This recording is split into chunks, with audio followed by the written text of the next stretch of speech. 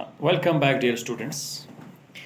तो आपका मैं फिर आज के सेशन में फिर आपका नेक्स्ट वीडियो में आपका खैर मकदम करता हूँ बच्चों। उससे पहले जो मैंने आपको वीडियो शेयर की कि ब्रीफ किया रिकैप्चर किया था हमने रिलेटिव क्लास ऑब्जेक्टिव क्लास या एडजेक्टिव क्लास को, उसके बारे में कहा मैंने। तो मैंने बोला कि आज के इस वीडियो में हम पढ़ने जो जा रहे हैं वो जा रहे हैं हम एक्चुअली रिलेटिव प्रोनाउंस के बारे में। ठीक है, तो एज यू नो कि प्रोनाउन जो होते हैं वो इसम की जो प्रोनाउन जो है वो लफ्ज़ होते हैं जो इस्तेमाल होते हैं नाउन की जगह। In these are simply words which are used in place of nouns और नाउन फ्रेजेस। ठीक है, तो अगर हम पहले प्रोनाउंस के मुख्तलिफ कस्म भी होते हैं, जैसे आप स्क्रीन पे आप यहाँ देख भी सकते हो। स्क्रीन पे आपको मैं कार्य यहाँ पे करवा दूंगा, ये थोड़ा ये आप यहाँ पे देखिए आप हमारे पास डिफरेंट किस्म के प्रोनाउंस हैं। आप हमारे पास से आप देखिए पॉजेसिव प्रोनाउन है। पॉजेसिव जैसे हम बोलते हैं कि mine, yours, your, hours, dears, तो ये जो पॉजेसिव प्रोनाउन होते हैं। अब दूसरा है वो रिफ्लेक्सिव प्रोनाउन होता है। सपोज मैं कहूँ myself, ourselves, themselves, yourselves, ourselves, या हम बोलते हैं इट सेल्फ, वन सेल्फ, इसको हम बोलते हैं रिफ्लेक्सिव प्रोनाउन। हमारे पास और एक होता है एक रेसिप्रोकल प्रोनाउन हमारे पास होता है जिसे हम बोलते हैं, जैसे एग्जांपल है हमारे पास each other and one another.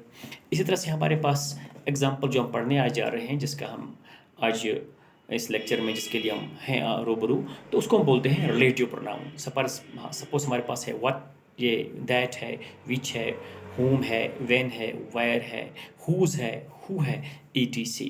तो इनके बारे में आज हम पढ़ेंगे। ठीक है, तो अब मसला जो है आपका आगे चलिए थोड़े मैं आपको स्क्रीन पे ले जाता हूँ आपको ये कि रिलेटिव प्रोनाउन जो हैं उसके कुछ एग्जांपल्स हम लेंगे। आपको मैंने आपको यहाँ लिखे सम रिलेटिव प्रोनाउंस जो यहाँ पर हैं और किस किस के साथ वो इस्तेमाल होती है। यानी रिलेटिव प्रोनाउन को एक सर्कमस्टेंसेस में, एक हालात में, एक कंडीशन पर हम एक सेंटेंस में इस्तेमाल कर सकते हैं। यानी relative pronouns are actually used in the sentences. It depends upon the circumstances, it depends upon the condition of the sentence, what sort of condition the sentence possesses at that situation a relative pronoun is used.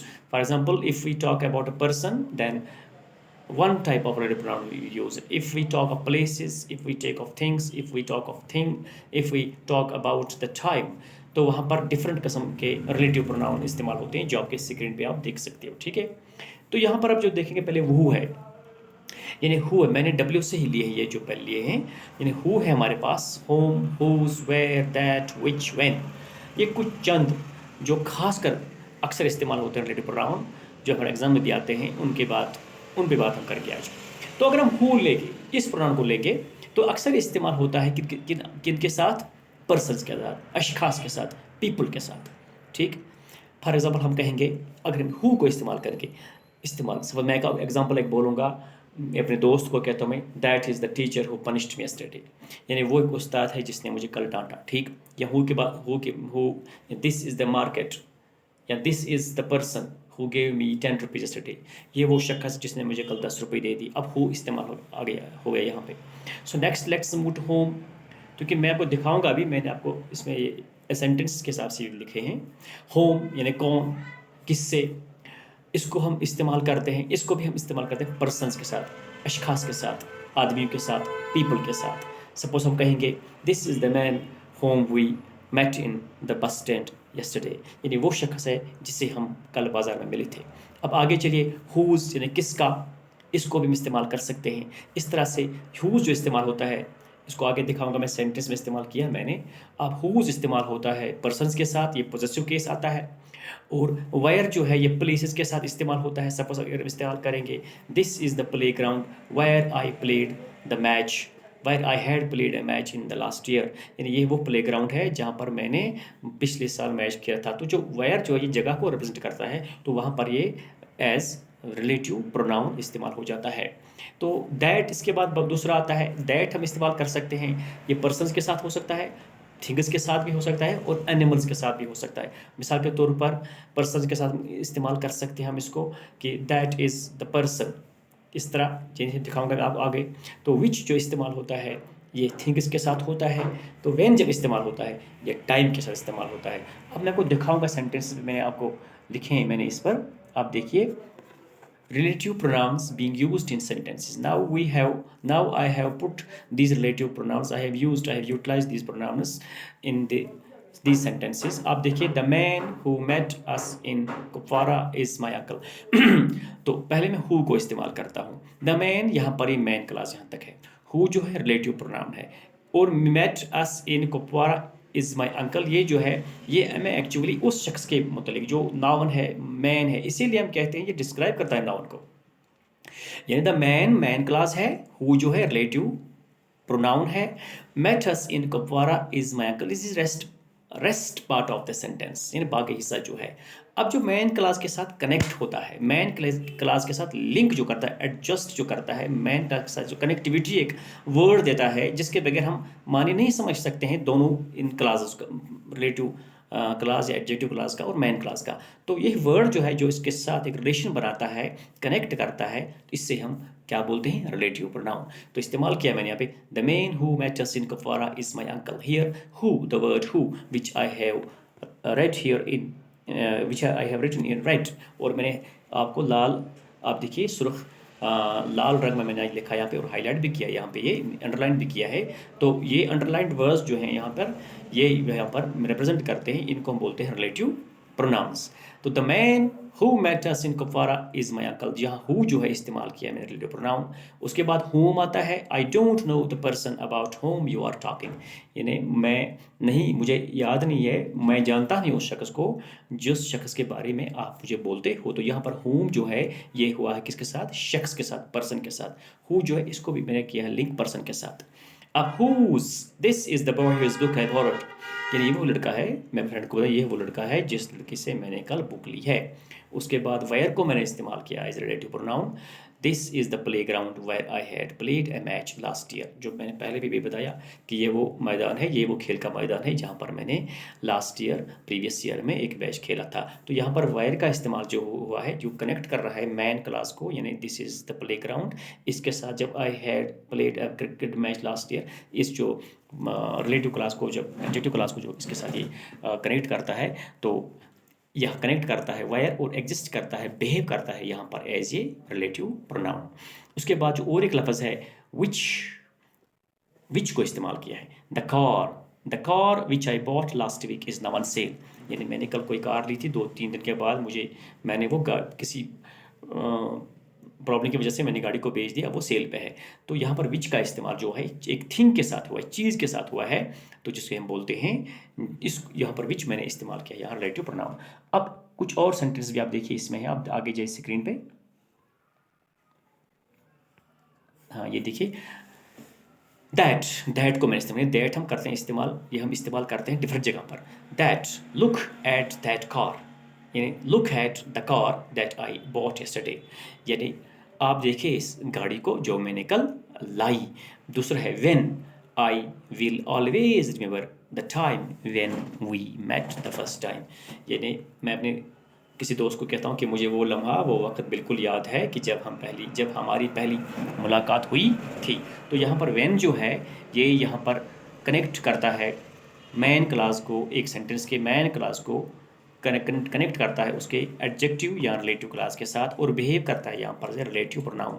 तो यहाँ पर जो ये when इस्तेमाल, ये time को represent करता है. ठीक है, तो ये चीज़ें हैं. तो अब हम इससे आगे चलेंगे कि खास एक मसला इसमें और भी है कि हम किसी जगह पर रिलेटिव प्रोनाउन को इस्तेमाल नहीं करते, हम ओमिट करते हैं रिलेटिव प्रोनाउन को. जैसे कि यहाँ पर सेंटेंस है, लेकिन उसकी कंडीशन ये है कि जब हमें रिलेटिव प्रोनाउन अगर उस वक्त इस्तेमाल हो कि रिलेटिव प्रोनाउन ये जो है, उस वक्त हम उसको ओमिट करेंगे, उस वक्त दैट, विच, होम, वेयर, इन चीज़ों को हम उस वक्त नहीं लिखेंगे. एक सिचुएशन जो बनती है वो ये बनती है कि लिखा मैंने, when a relative pronoun is followed by a subject and verb a relative pronoun stands can omitted, यानी जब एक सब्जेक्ट और वर्ब, एक काम करने वाला और एक वर्ब, और जो उसमें काम जाहिर किया गया हो, ठीक है, जब ये फॉलो करेगा किसको, एक रिलेटिव प्रोनाउन को, तो उस वक्त हम उसमें रिलेटिव प्रोनाउन का इस्तेमाल नहीं करते हैं. Suppose do you like the hotel, इस तरह होना चाहिए था, do you like the hotel that we live in, लेकिन यहाँ पर दैट है ही नहीं, उसको ओमिट किया मैंने. इस तरह do you like the hotel where we live in, अब यहाँ वेयर जो जगह के साथ इस्तेमाल था, ये भी हमने नहीं लिया है, यानी हमने ओमिट किया उस दैट या वेयर को, सीधा ही लिखा हमने वी लिव इन, यानी यहाँ पर प्रोनाउन के बाद जो आता है वो सब्जेक्ट आता है और वर्ब आता है, यानी वी हम करने वाले सब्जेक्ट हैं और लिव वर्ब है, ठीक है। अब यहाँ सब्जेक्ट प्लस वर्ब आता है, लेकिन आता है एक्चुअली सेंटेंस में अगर देखा जाए तो ये रिलेटिव प्रोनाउन के बाद आता था। तो अगर सेंटेंस में रिलेटिव प्रोनाउन के बाद कोई सब्जेक्ट और वर्ब आता है तो उस सूरत में उस वहाँ एक कंडीशन बनती है कि आप वहाँ रिलेटिव प्रोनाउन का इस्तेमाल नहीं कर सकते हैं। यानी do you like the hotel we live in, क्या आप इस होटल को पसंद करते हो जिसमें हम रहते हैं। तो होना इस तरह चाहिए था कि do you like the hotel that we live in या वेयर वी लिव इन।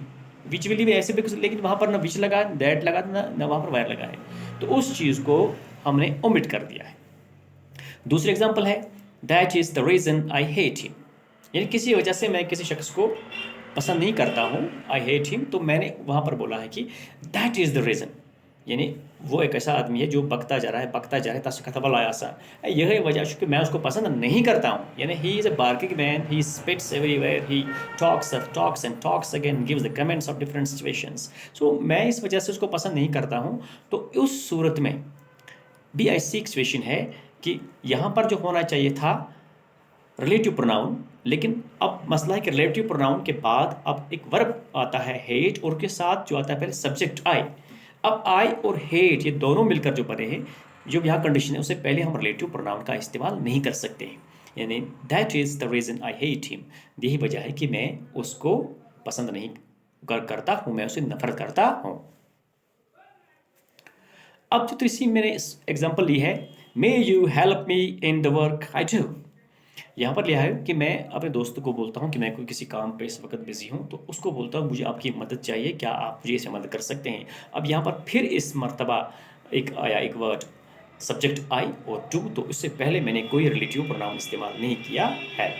तो ठीक है, तो बच्चों ये आज इसके बारे में बता दिया मैंने कि रिलेटिव प्रोनाउंस जो हैं डिफरेंट टाइप्स ऑफ प्रोनाउंस क्या होते हैं।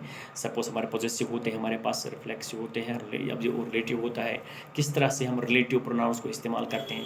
कोई शख्स के साथ लगता है, कोई जगह के साथ लगता है, कोई टाइम के साथ लगता है, कोई ये लगता है जगह के साथ लगता है। तो इस तरह से हमने पढ़ा। तो आपकी बुक्स में भी काफ़ी या आपके रेफरेंसेस भी हैं, या आपके बहुत एडिशनल ये इंफॉर्मेटिव बुक्स हैं इंग्लिश की, उनमें भी आप देखिए, वहाँ काफ़ी रिलेटिव प्रोनाउंस की एग्जांपल दी गई हैं। तो उन चीज़ों पे आप जाइए, वहाँ भी आप देखिए। और जो मैं आपको ये भी बता दूं कि जो आपका पर डे का वीडियो सेशन होता है, वीडियो क्लास होता है, तो उसमें जो मटेरियल जो होता है उसका मैं आपका PDF फाइल सेंड करता हूँ, यानी उसमें आपके कंप्लीट जो रिटन मटेरियल है वो भी पहुँचता है आपको, वीडियो क्लास भी आपको मैं सेंड करता हूँ। तो I do hope that you will be picking all the information from this video lecture, and will take serious note of this. You will be picking, you will be pen downing all these things in your notebook, and making surely prepared your exams ahead after the COVID-19 pandemic. Hope that you will take the good decision on your own on during these days.